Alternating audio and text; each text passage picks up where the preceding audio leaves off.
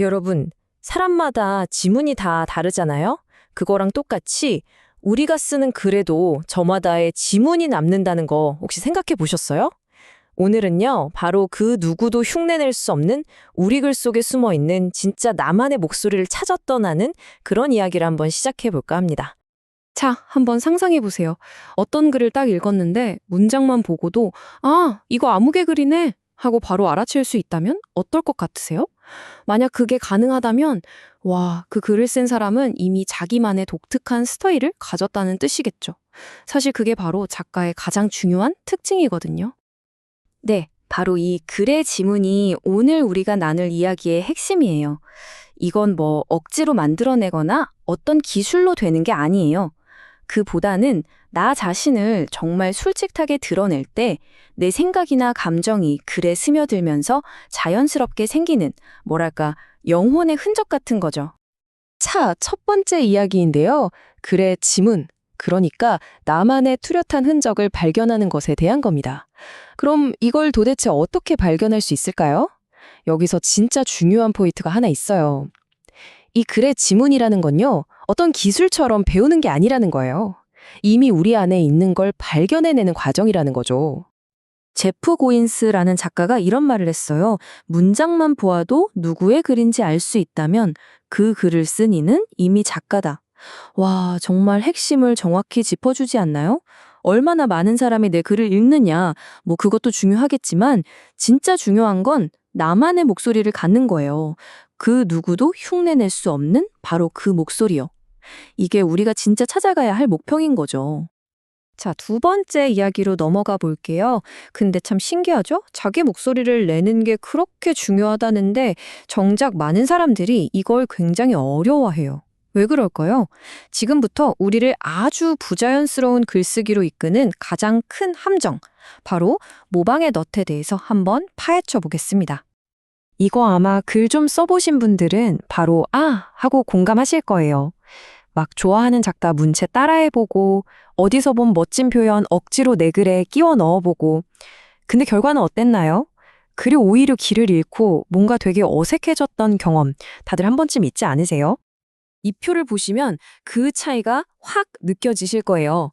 왼쪽 모방을 보세요. 어색하고 억지스럽고 뭔가 텅 빈 느낌이죠?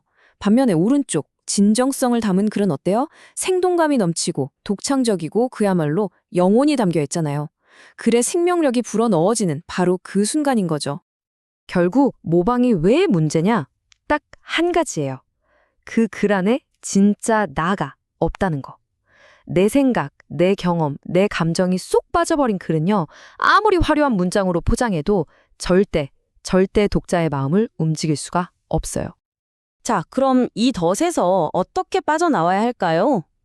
놀랍게도요, 그 해답은 무슨 대단한 글쓰기 기술에 있는 게 아니에요. 바로 용기에 있습니다. 어떤 용기냐고요? 자기 자신이 될 용기요. 세 번째 이야기에서는 바로 이 진정성의 힘에 대해 알아보겠습니다. 보통 우리가 글을 쓸 때 왠지 완벽한 모습만 보여줘야 할 것 같잖아요. 근데 진짜 강력한 힘은요, 의외로 정반대에서 나와요. 나의 약점, 실패했던 경험, 아팠던 상처 같은 것들, 이런 걸 솔직하게 드러낼 때 바로 그때 글이 엄청난 생명력을 얻게 되거든요. 한번 생각해 보세요. 내가 겪었던 아픔이 다른 누군가에게는 따뜻한 위로가 될 수 있고요. 나의 실패담이 다른 사람에게는 다시 일어설 용기를 줄 수도 있어요. 이렇게 내 가장 약한 부분을 진심으로 드러낼 때 내 이야기는 더 이상 나 혼자만의 것이 아니게 되는 거예요.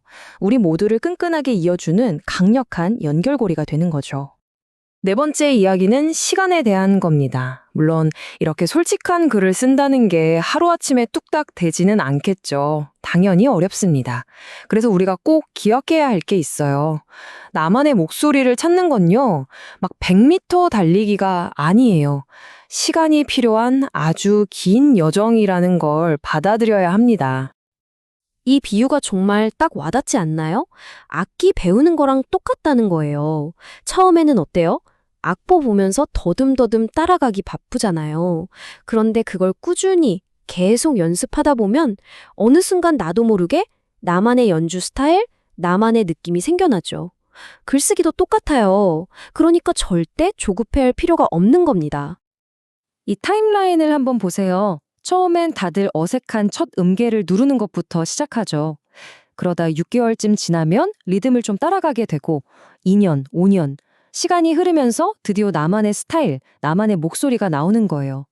이처럼 독창적인 목소리는 꾸준한 시간을 먹고 자라는 겁니다. 그러니까 결과에 집착하기보다는 그 과정 자체를 즐기는 마음이 훨씬 중요하겠죠? 자, 5번째 이야기입니다. 이제 여기서 한 걸음만 더 깊이 들어가 볼게요. 진정한 글쓰기는요, 그냥 내 생각을 표현하는 데서 그치지 않아요.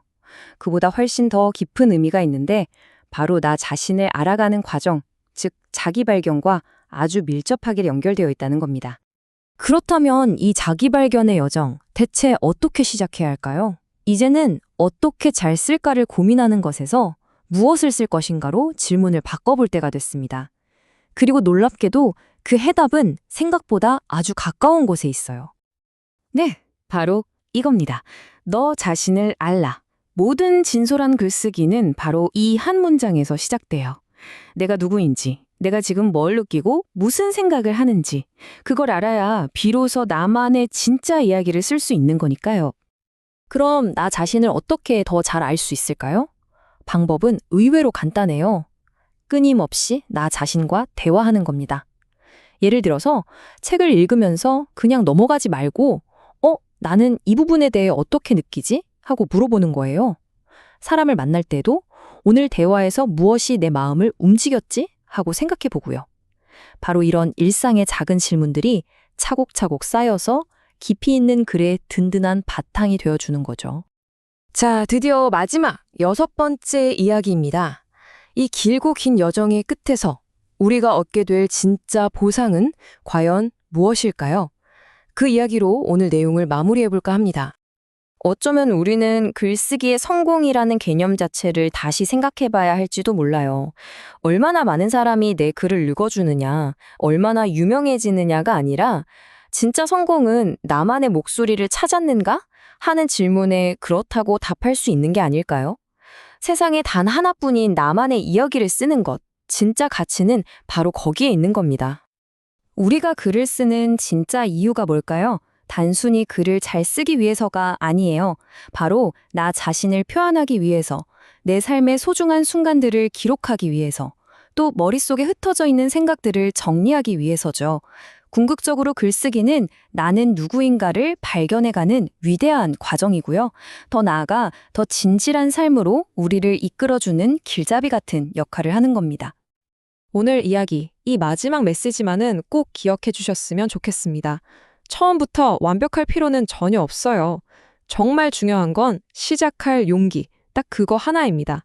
여러분 안에는 이미 너무나 아름다운 이야기가 잠들어 있거든요. 오늘 당신만의 글쓰기를 한번 시작해보는 건 어떨까요? 과연 당신의 글의 지문은 어떤 모양일지 저도 정말 궁금해지네요.